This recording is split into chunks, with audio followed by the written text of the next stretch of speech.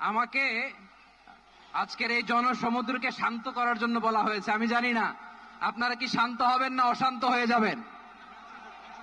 প্রিয় সুধী, মার্চ করতে যে লাথি গুতা ঠেলা উষ্টা সব আমরা খেয়েছি, তারপরেও আজকের এই সোহরাওয়ার্দী উদ্যানের এই গণজমায়েতে, এই জনতার মহাসমুদ্রে উপস্থিত হয়ে আমরা বুঝতে পেরেছি আজকের এই মহাসমুদ্র, জনসমুদ্র ফিলিস্তিনের প্রতি, আল আকসার প্রতি বাংলাদেশের জনগণের ভালোবাসার বহিঃপ্রকাশ।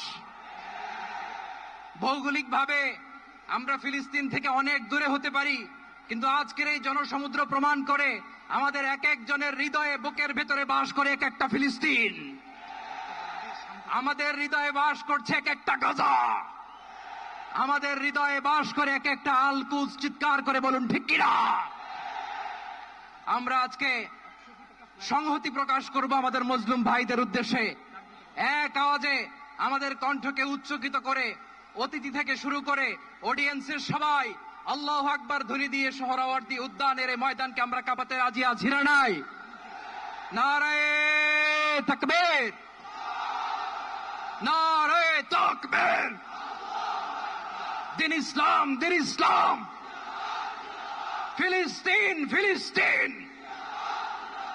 আল কুদুস, আল কুদুস। ফিলিস্তিন, ফিলিস্তিন।